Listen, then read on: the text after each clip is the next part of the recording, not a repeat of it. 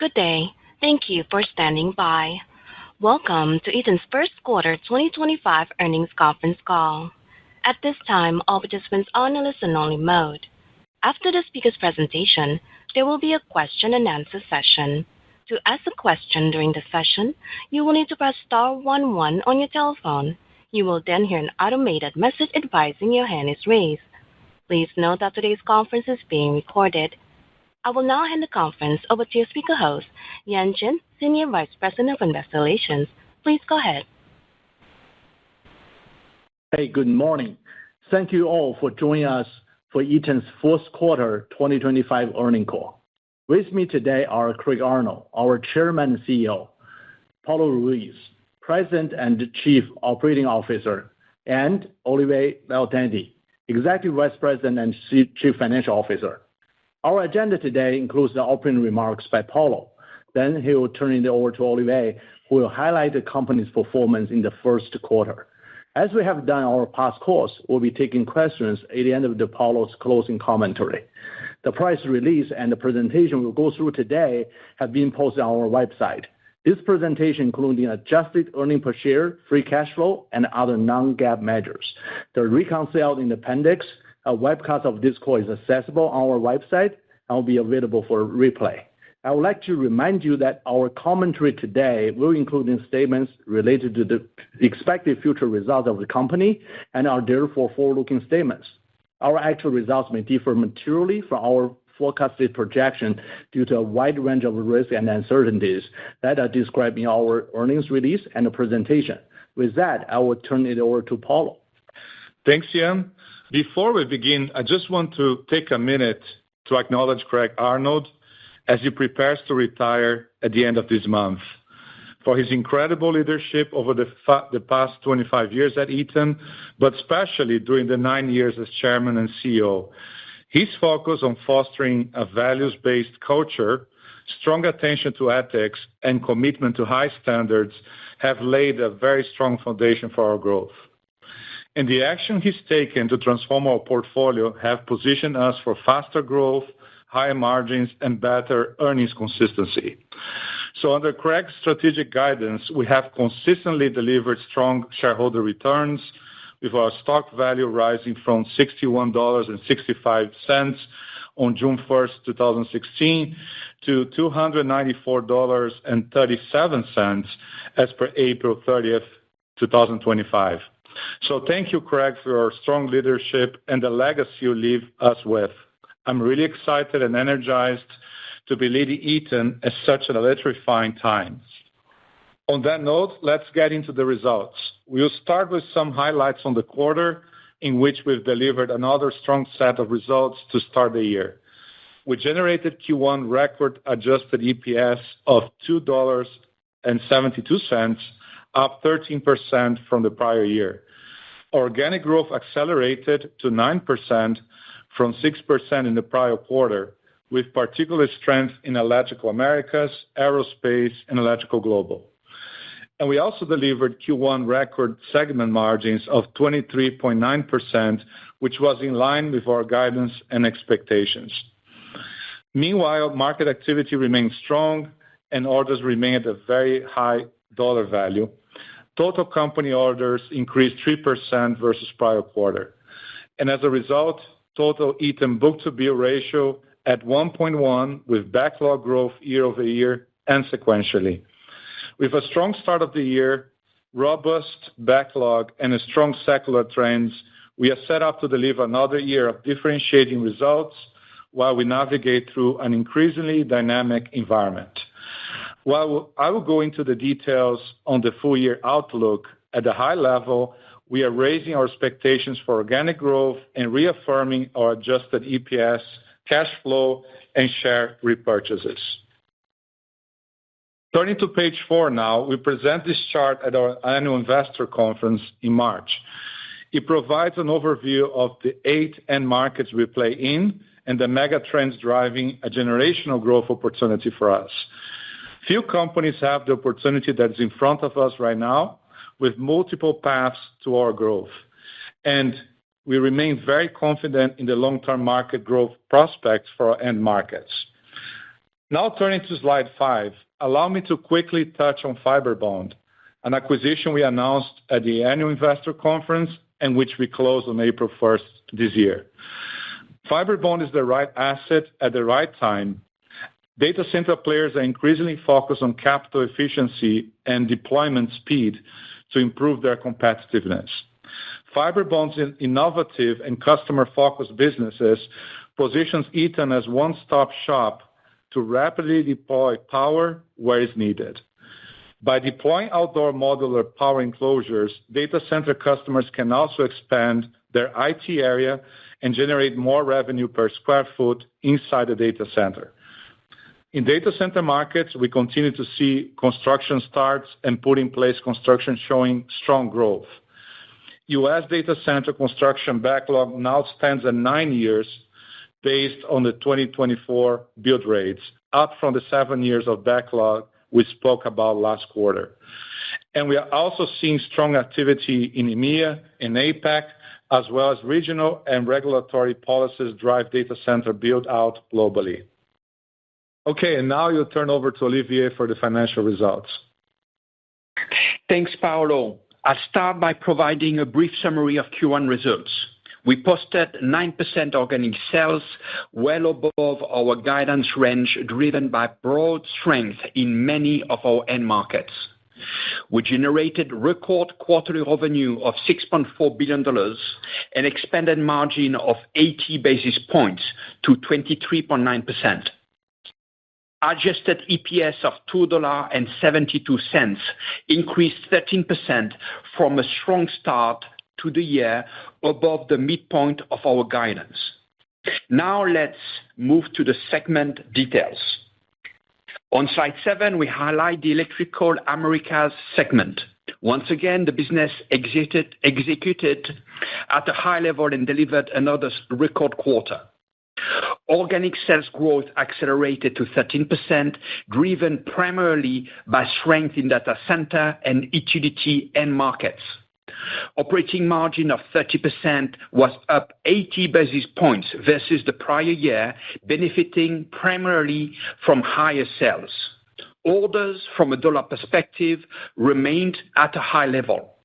As expected, orders versus prior year were down 4% on a rolling 12-month basis to a tough comp from one large multi-year data center order in Q1 2024.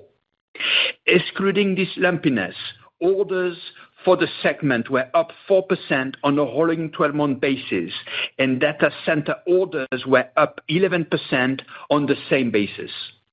Book-to-bill remained above 1, with 6% growth in our large $10.1 billion backlog, providing strong visibility for our organic growth in 2025 and beyond.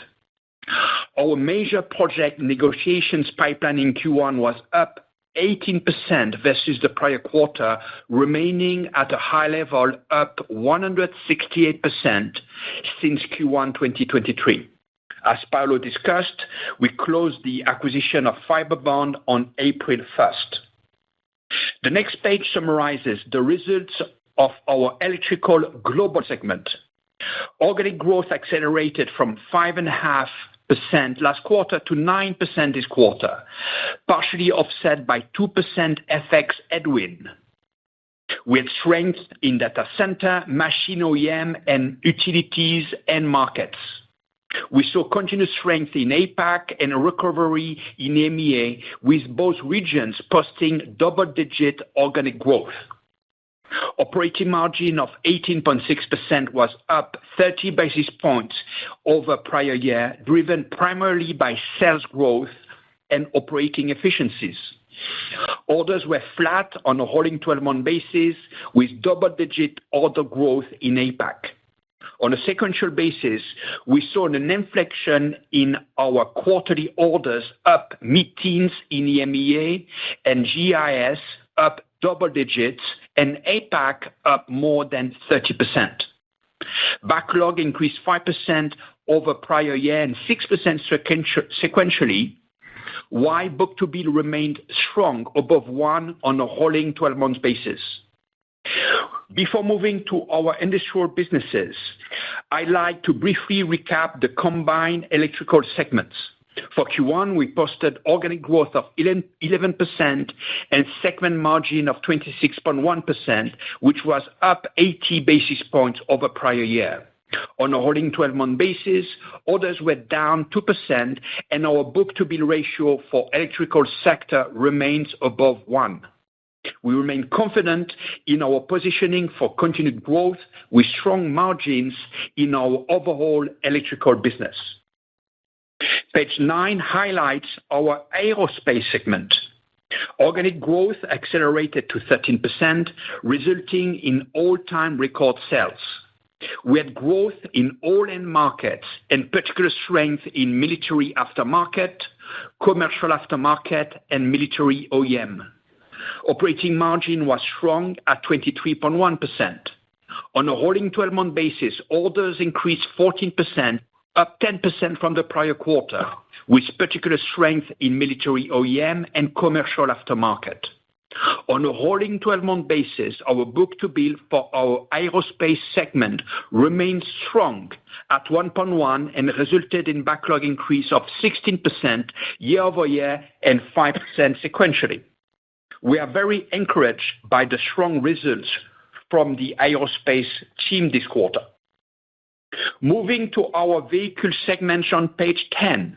In the quarter, revenue was down 15%, including an 11% organic decline, primarily driven by weakness in both commercial and ICE light motor vehicle markets in North America and 4% unfavorable FX.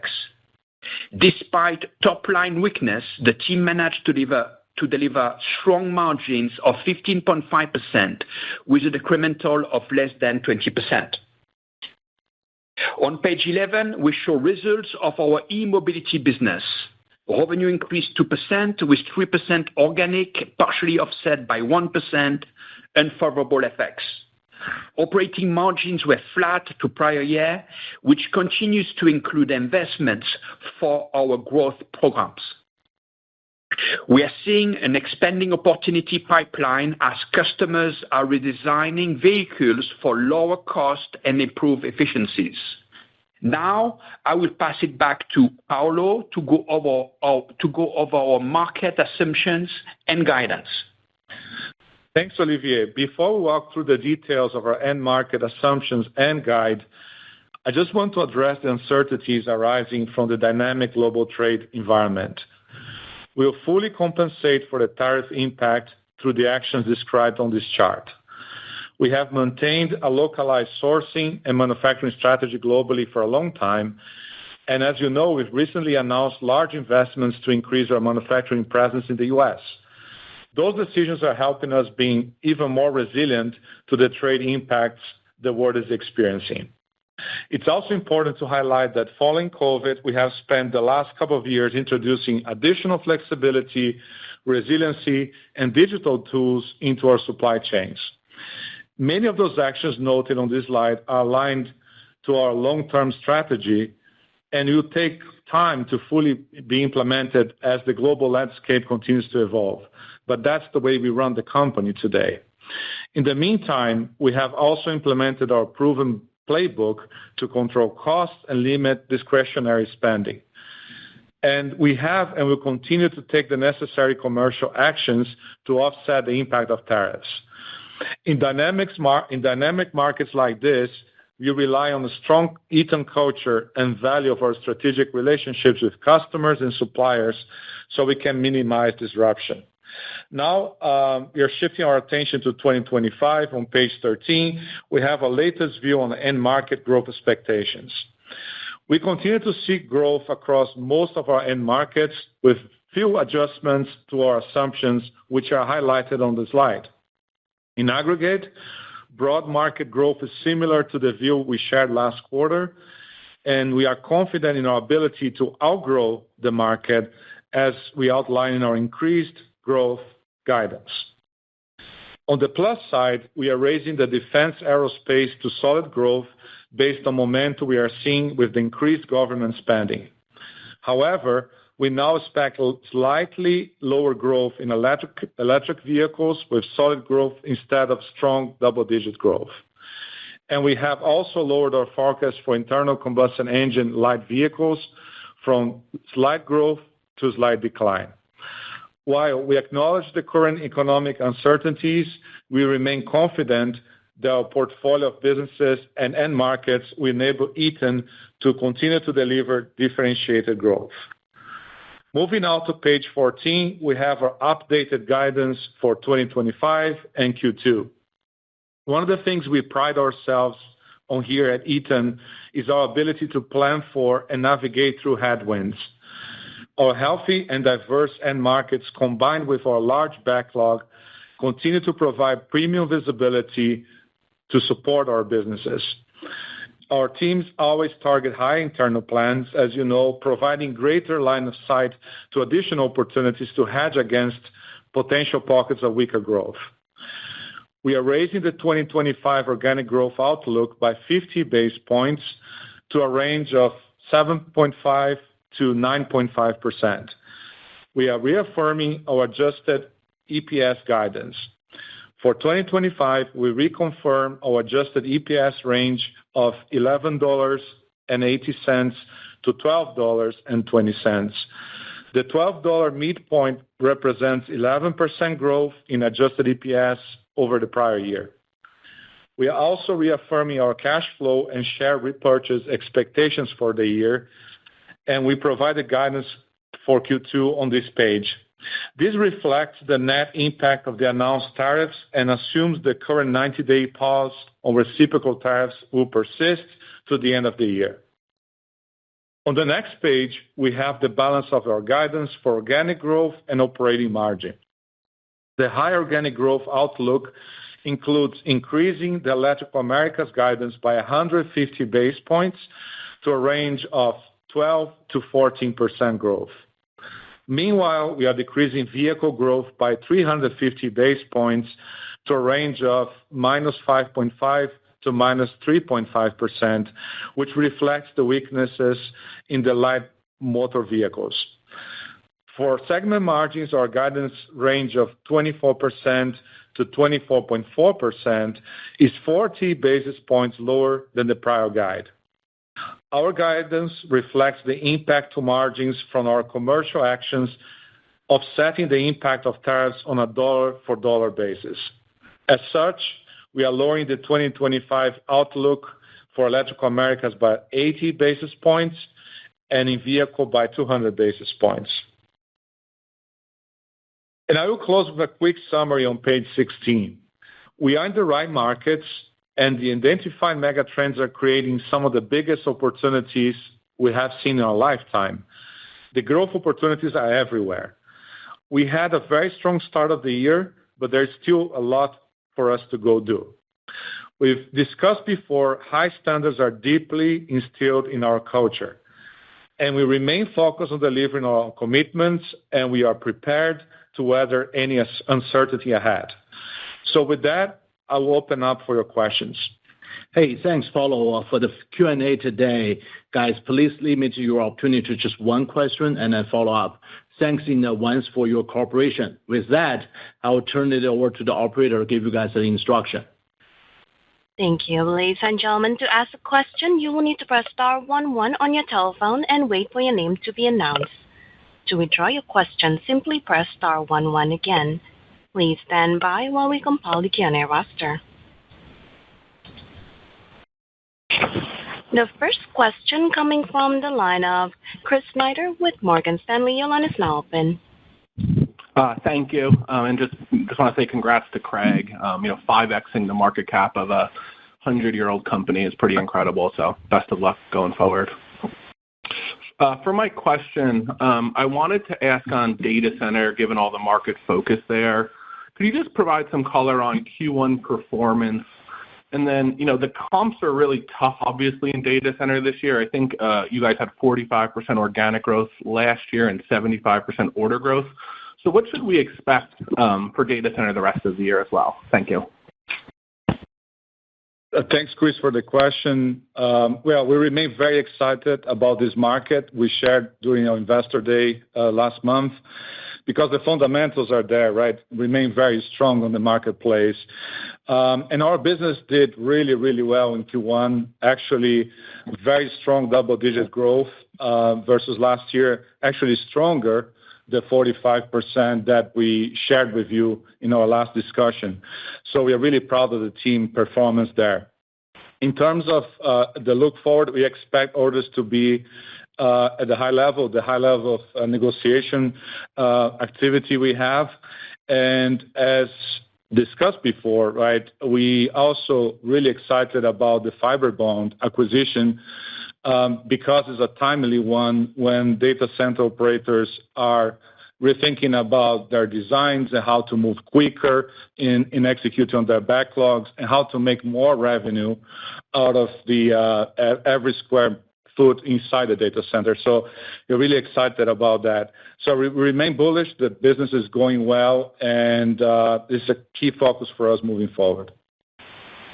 Thank you. I appreciate that. And then maybe just following up, has there been any change in the U.S. market competitive positioning here following Trump 2.0 tariffs? You know, obviously you guys have a lot of big EU competitors, and you know, we've also heard a lot about the last couple of years around Asian competitors adding a lot of capacity, whether it be transformers or switch gears, given the undersupply. So, you know, any thoughts on what that could mean? Thank you.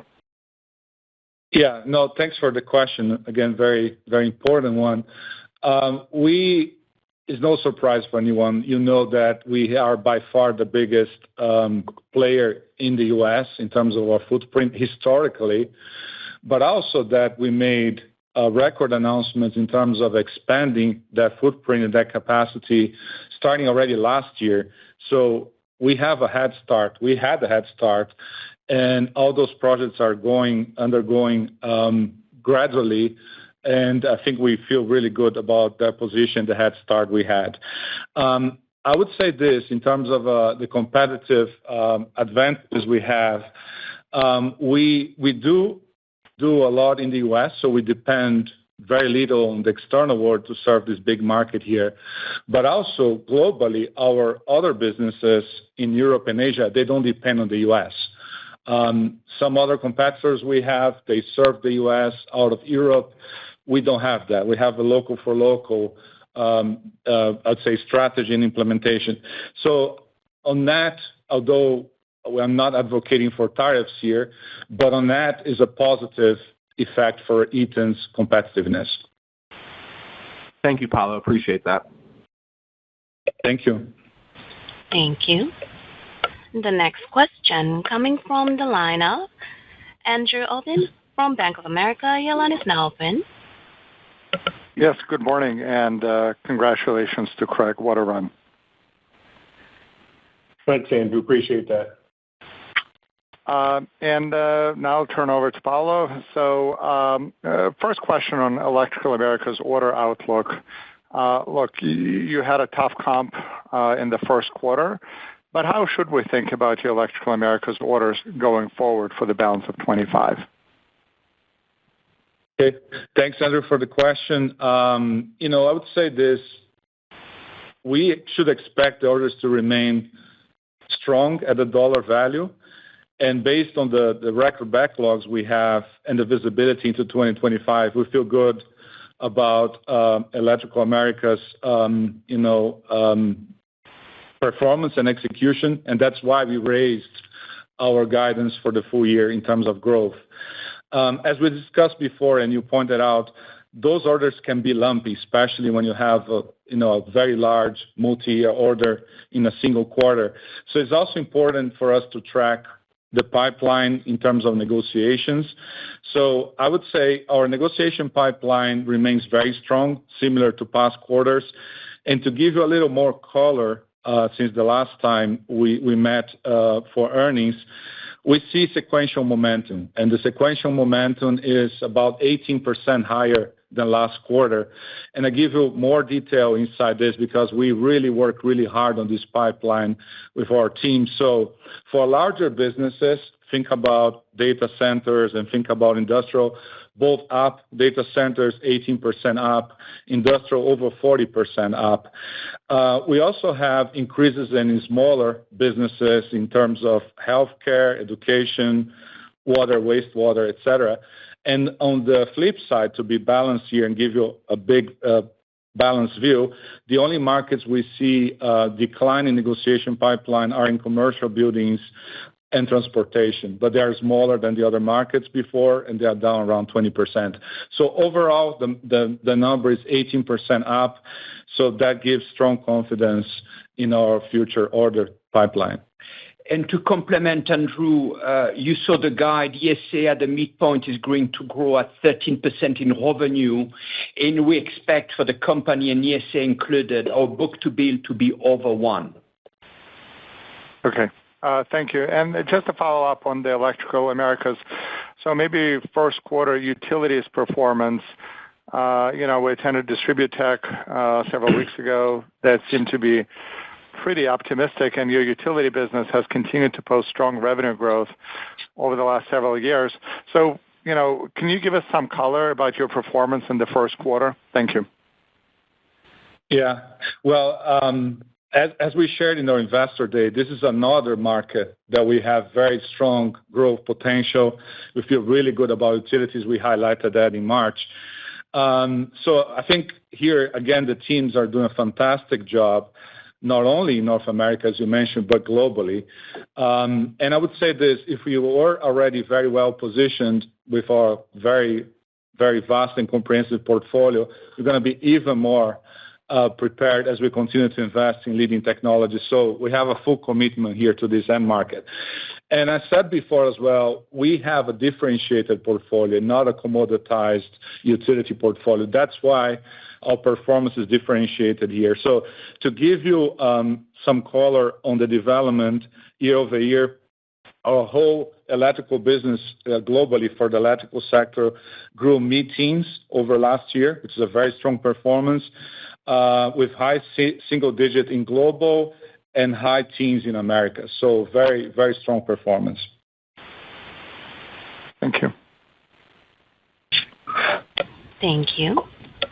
And the next question coming from the line of Nigel Coe from Wolfe Research. Your line is now open. Good morning, everyone.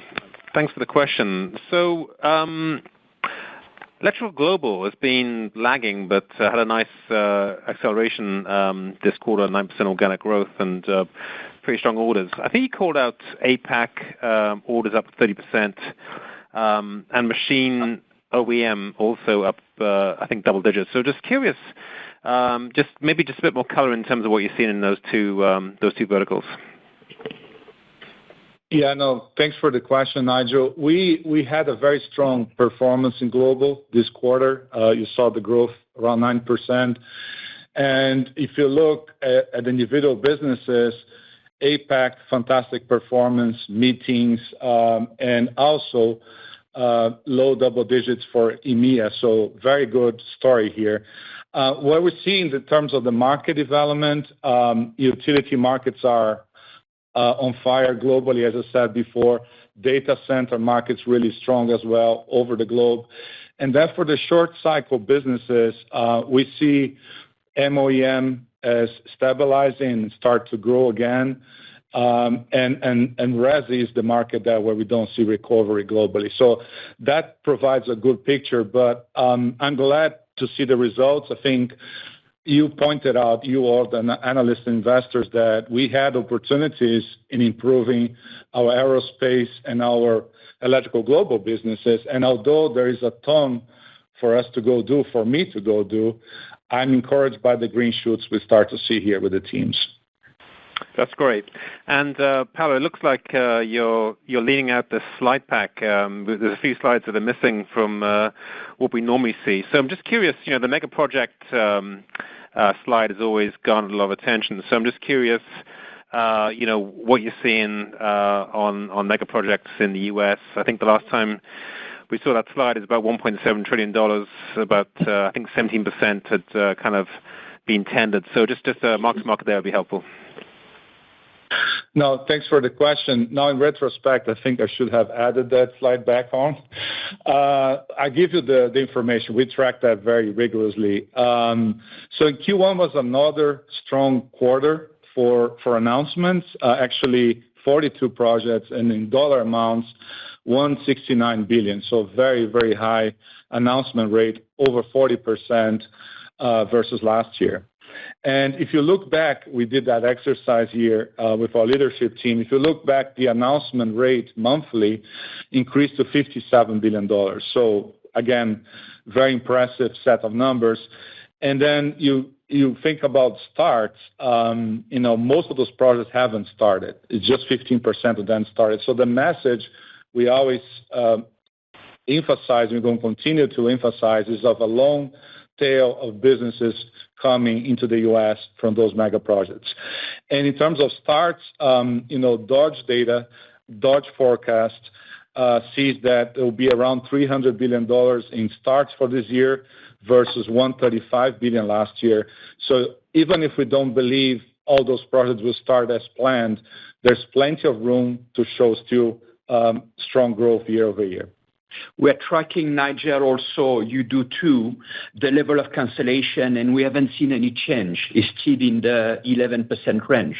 Yeah, and just to give you another data point on momentum here, think about this. We tracked this since 2021, I guess.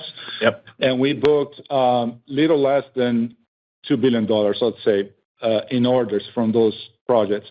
We have $3.6 billion in negotiation pipeline today. So there is definitely acceleration, definitely takes time. It's a long tail for the business. That's great color. Thank you. Thank you. The next question coming from the line of Jeffrey Sprague from Vertical Research. Your line is now open. Hey, thank you. Good morning, everyone. Just back to, hey, how's it going? Good to connect. Could you share with us what the gross tariff impact is that you're wrestling with here, and give us some sense of how much of it is price versus cost and other actions? Certainly get price must be an important part in the margin friction, but help us size that up, please. Yeah, so first of all, I want to give you and everyone around the call the reassurance that we take tariffs really, really seriously, and we meet frequently with the team. The teams meet every second day. I personally meet with the team every week. And I think I should also say, and I hope you appreciate, is a rather very dynamic environment with announcements coming every single week. So we decided not to disclose that number because we will be wrong in a week's time. What you can expect of us is that we'll continue to run this with the biggest rigor possible, trying to mitigate the cost pressure. And at whatever cost pressure we get, we're going to recover on a dollar-by-dollar basis in terms of pricing.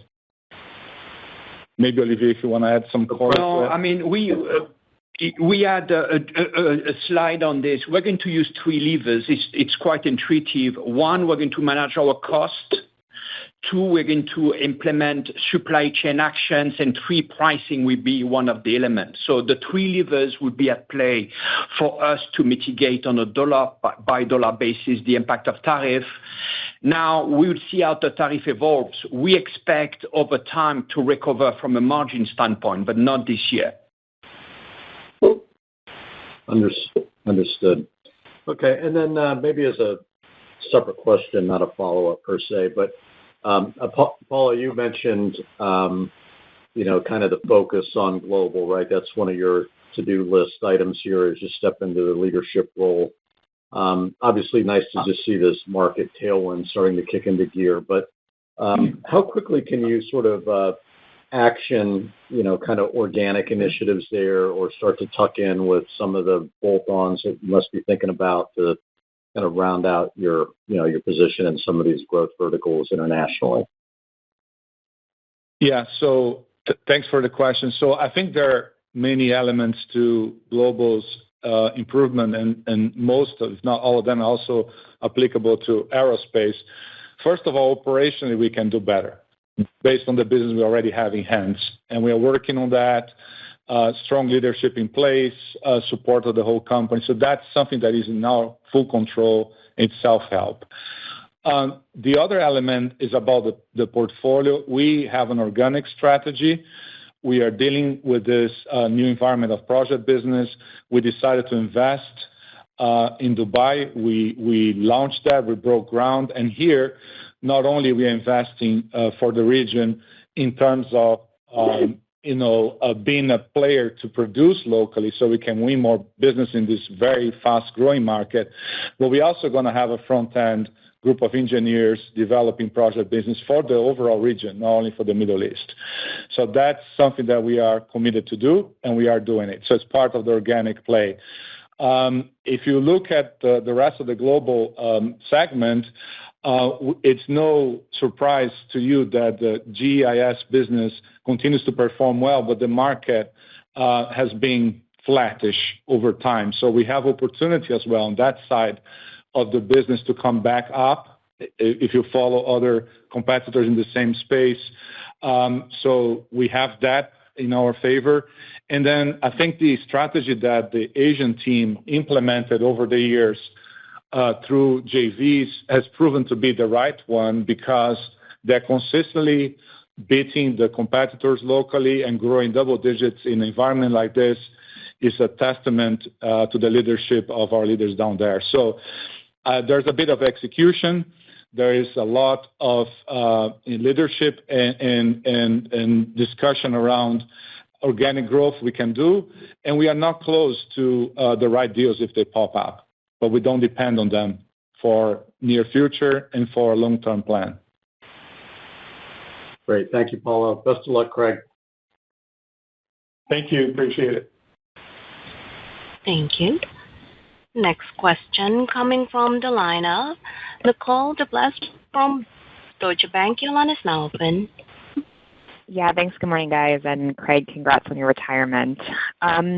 Maybe just starting with, I know this is a bit nitpicky, but the guidance now implies kind of like 47% EPS in the first half of the year. I think it was about 48% as of last quarter. So can we just talk about the puts and takes of what might have shifted between the first half and the second half? Yes, thank you for your question, Nicole. Good morning. You're right. Initially, we had indicated 48% for the first half and now about 47%. If you do the math, that's about 10 cents. 6 of the 10 relates to corporate items. That includes higher interest rate associated with the financing of fiber bond. And the second element of increasing corporate cost is also the timing of equity compensation for some of our executive requirements. I don't need to mention names here on this call. You have also, so that's 6 cents. 4 cents is the timing delay on the recovery of the tariff. We will recover tariff on a dollar-for-dollar basis over the year, but we have a headwind of about $20 million, 5 cents in Q2, Nicole. I give you another number, and I'm sorry to mention so many statistics. Historically, first half is about 46% of the earnings. So at 47, we're slightly better. Thanks, Olivier. That was really helpful. I appreciate all the detail. And then this question's kind of hard to ask because I know you guys don't like to give a lot of color on price, and that's totally understandable. But just trying to understand like the moving pieces with respect to price and volume in your guidance. Did you guys actually maybe take a little bit of a haircut to the volume expectations in the second half to embed some potential macro uncertainty in the more short cycle businesses? Yeah, so let me start, and then Olivier can add color if he feels like. The overall market, when we talk about the end markets, is at the same level as we saw before, around 7% for the overall end markets we see. With a little change of, we see a little bit more pricing because of the tariffs and a little more volume, but it's already embedded in the 7%. Having said that, we are highly confident based on our backlog position that we can outgrow that market. That's why we then increased our organic growth for the year. So that's a way to think about it. In terms of, leveraging the cost base with tariffs, we are fully committed. The teams are on it, and we're going to take action. We've done that in the past. We have a playbook, and then if we need to go for pricing, we'll get the pricing. Thank you, Paulo. I'll pass it on. Yeah. Thank you. The next question coming from the line of Deane Dray from RBC Capital Markets. Your line is now open. Thank you. Good morning, everyone. Hey, Dean. Good morning. And special congrats to Craig. And then I do want to note that Olivier was so polite not to name any names on retirement packages, but congrats. Hey, I want to audit that number, Olivier. I'm not sure if my retirement package is as big as what you suggested, but we'll move on. All right. Yeah, let's move on. So can we dive a little deeper into the implications on data center backlog going from 7 years to 9 years for the industry? Because that's really significant. Just talk about implications and opportunities. And are there opportunities for Eaton to increase the share of wallet in particular? And where might those be? And just how do you pull those levers? And then related, talk about those 5-year supply agreements. I would imagine if it's being pushed out to 9 years, you're being asked to do these more and kind of touch on the economics. Thanks. Yeah, no, thanks. Very, very, very good question here. If you think about the implications, that it's not going to take 9 years for them to build this.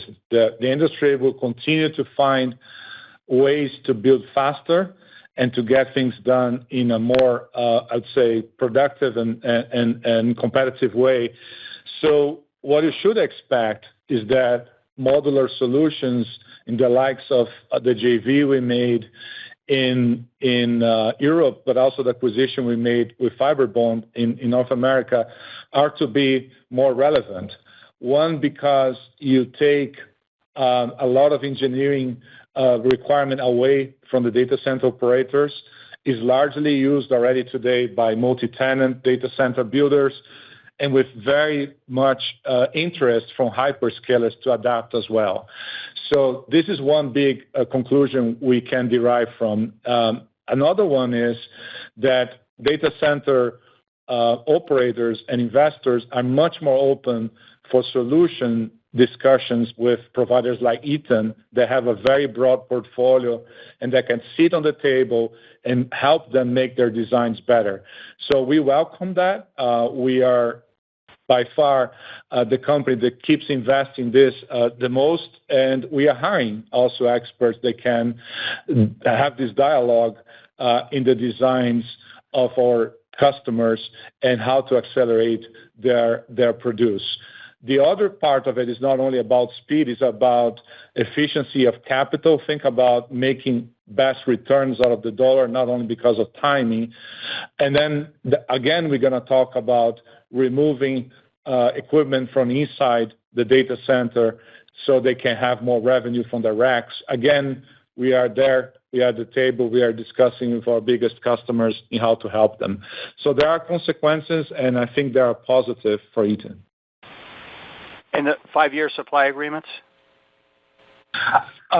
We have those long-term agreements, of course. I don't see a change there. I don't see people going for 9 years. I think it's too long and too speculative for me to say that. I haven't seen that so far. Great. And just a related question, and Chris' earlier question touched on this. Can you address barriers to entry? See lots and lots of new competitors like at Supercompute. I know being on an approved vendor list is extremely important, but what are the other barriers to entry? Can you repeat the beginning of your question? I didn't get the beginning of it. Yeah, just the idea that with this kind of growth, there's more competitors coming into the market. Chris Snyder mentioned it in his first question, just the idea of how is Eaton positioned already? I know you're on a number of approved vendor lists and the hyperscale players, but where else are there barriers to entry because this market is attracting lots of new competitors? A very good question. Of course, the designs of the future is when you put your name on the table and then you become relevant. So we have the fortune to be present all the way from the utility feeder all the way down to the server rack, right? So that gives us a tremendous, advantage there. And to your point, of course, it's a big market. It attracts interest from many players, but we also need to work with the chip manufacturers today. That's the difference. In the past, we only work with, the data center, hyperscalers, and multi-tenant. Today, the collaboration is much more intensive, is much deeper. Therefore, you need to have open discussion with the likes of the chip manufacturers here, NVIDIA and so on. Not many companies, especially foreign companies, can have the dialogue with them. So again, this is another entry barrier that creates naturally by the way the market is developing. Thank you.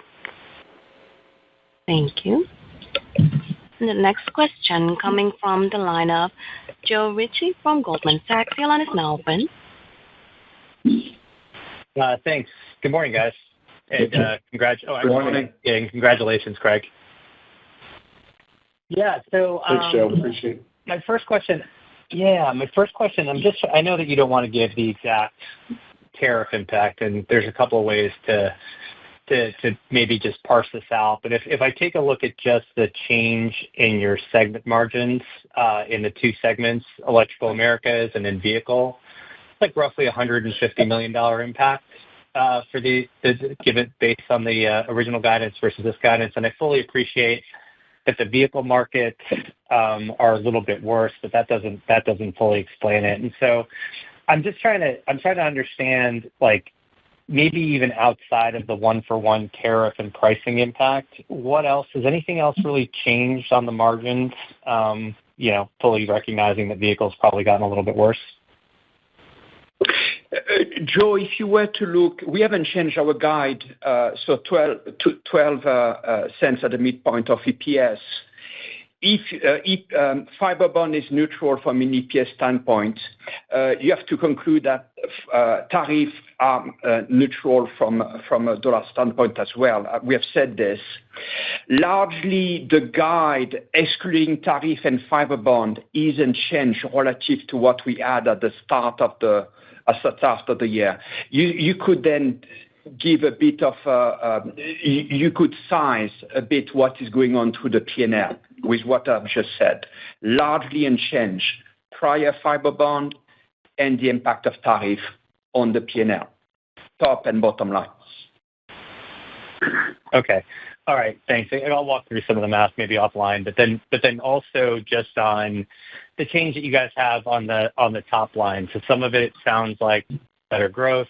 Some of it's a little bit of an impact from pricing, but it does also appear like there's a lag. You've got this 5-cent impact that you called out for the second quarter. So I guess my question is on the pricing side, given that you have a portion of your business going through distribution, but you also have projects that you've now booked into your backlog, how easy is it going to be for you to get the pricing that you need to cover the tariff impact? And does it impact the margin profile of some of the projects that you've already booked into your backlog? Thank you. Yeah, good question. I'll get started here. So first of all, we definitely will take care of backlog as needed as well. It's not off the table, of course. And in terms of the pricing approach here, there's a little lag in Q2 because, for price realization to sales, it takes a little time for us to see in the bottom line. So that explains why not only the below the line 6 cents that Olivier talked about, but also the operational margin has a little lag that, as we said before, we fully compensate during the fiscal year, and we're going to recover the margin structurally moving forward according to a long-term plan. So that's the way to think about it. Okay, thank you very much. Thank you. The next question coming from the line of Amit Mehrotra from UBS. Your line is now open. Great, thanks. Morning. Can you just talk about the opportunity for data center orders to actually re-accelerate, given the changes, obviously, that are happening in rack density from the transition to Hopper to Blackwell? I mean, we're talking about 60 kilowatts to over 100 kilowatts per rack. Is that transition already reflected in the backlog, or can we actually see orders actually tick up in absolute dollar terms to reflect that opportunity in terms of total energy intensity? Well, thanks. So everything you described in terms of the rack power, it goes right into our alley in what we are good at. Of course, it benefits our business. I would say this. So for the long run, I would say it's logical to think this market will continue to be stronger for longer. It's very difficult to make order forecasting on the quarter. That's why we always point to 12-month rolling, and even 12-month rolling, given some oversized orders, can be lumpy as well. So I would invite you to think about the negotiation pipeline we have. So once again, if I go back to the answer I gave earlier in the Q&A, our data center business grew over that 45% I talked about last quarter, and our negotiation pipeline is up 18% even to last quarter. So yes, definitely is a trend. Difficult to predict orders, but we are negotiating the next designs with our customers, and that's a trend that we embrace and we're going to benefit from. If you go back to what we said not too long ago during Investor Days, we have said that this market, we expect this market to grow at 15%. By the way, that number was considering the constraints due to power, which is the business we are in. Without these constraints, you could argue that the level of business would be maybe double of that. And if you look at all the calls we have had this week, all the hyperscalers have confirmed the level of CapEx. So we believe that this 15% CAGR for data center is still intact. Okay, and just it's a fast-moving technology and market, so things can change, which is what I'm trying to figure out. So the question when we think about this $1.5 million of content per megawatt that you guys have put out there, is there a difference if the AI data center proliferation is done via retrofit versus greenfield? And maybe also related, do you expect Electric America's backlog to be up, this year, or maybe do we start burning some of that just as the capacity comes online? So to the first part of your question, I would say this, that the AI data centers will increase our dollar per megawatt content because of the reasons you just described before in terms of the power density, how much of electrical equipment goes within it, but also because you need UPSs even for the liquid cooling part of the portfolio. So there is definitely a growth in that area. And then a second part of your question was once again on what? Can you repeat the second part? So it was just about the retrofit versus the greenfield part of the equation in terms of content, if it matters, and the EA backlog, EA backlog growing, year on year.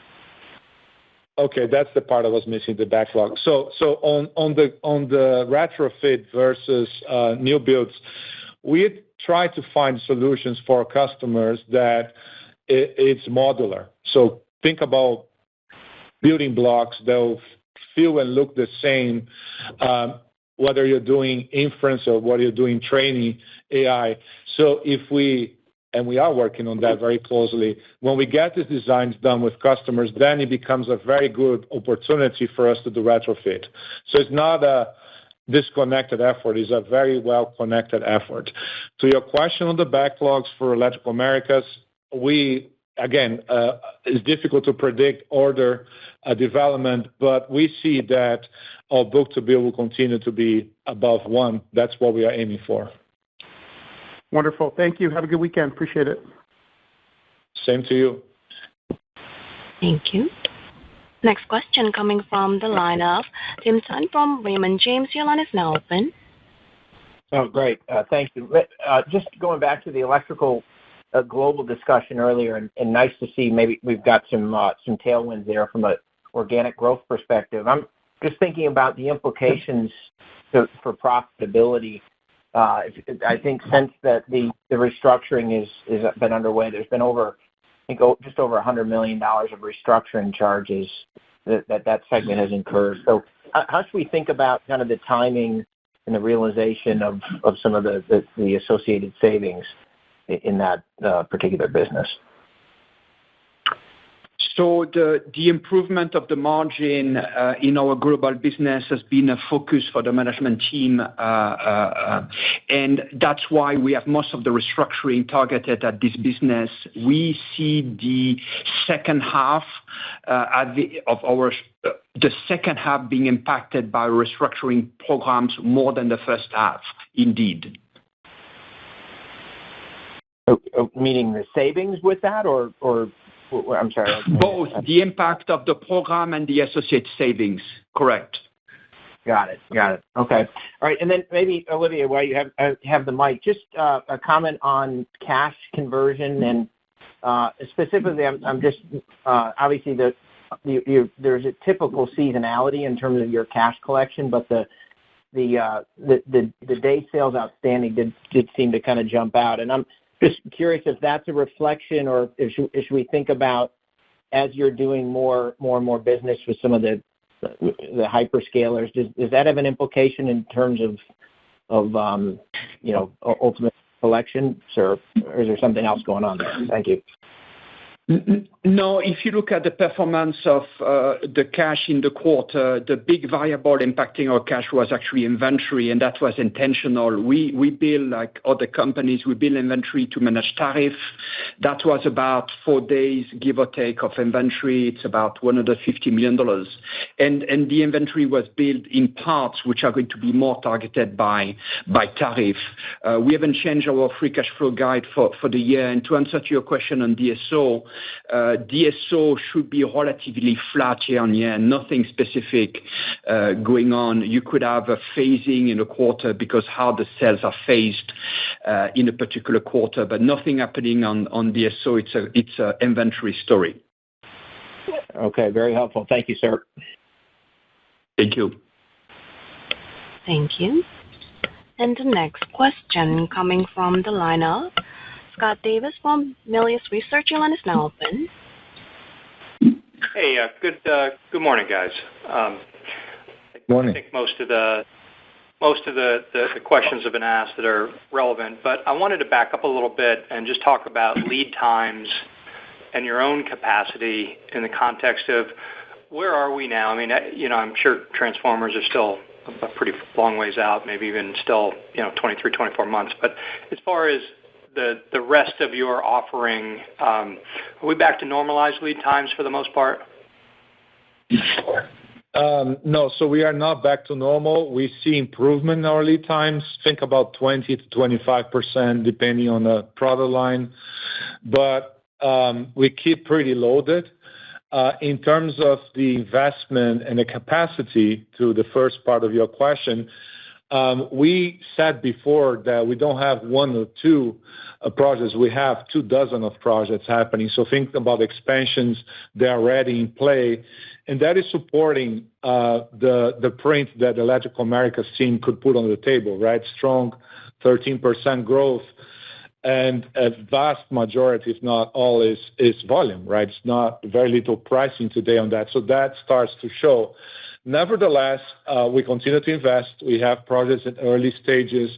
So you should expect more of a capacity coming online in the second half and beginning of next year. That's a good way to model. Okay. That makes sense. And I think you said something in your prepared remarks, Paulo, about capacity adds in in North America, just above and beyond perhaps what you had planned for before, but maybe I'm misreading that.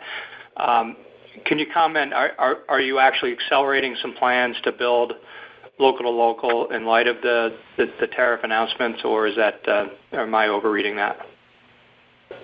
No, as I said before, we made this $1.2 billion additional investment in growth public much before tariffs. We're just executing on that plan. We don't depend on that plan. And we continue to monitor if things will change. We have a plan. We feel really good about capacity adds for a number of reasons. We felt good before because then markets are very strong, number one. Number two, as questioned before, some of our customers give long-term commitments, so we felt good about it. Number three, we have in our business something really particular to Eaton, that our capacity is fungible. So if you think about a power transformer, I can sell it to data center, I can sell it to commercial institution, I can sell it to industrial, so on and so forth. Very few companies have that opportunity, so we feel good about it. And ultimately, our investments are on assembly. Don't think about this heavy machinery, high capital intensive. We can get a lot of output for the dollar we invest, so we feel good about it. We continue to monitor it, and if needed, we will expand it, but we don't see that needed as of today. Okay. Helpful, Paulo. Thank you. Best of luck this year, guys. Thank you. Thank you. Hey, guys. Yeah, I think, hey, guys, we have reached the end of the call and appreciate everybody's questions. As always, the IR team will be available to address your follow-up questions. Have a good rest of your day. Bye. Thanks, everyone. This concludes today's conference call. Thank you for your participation, and you may now disconnect.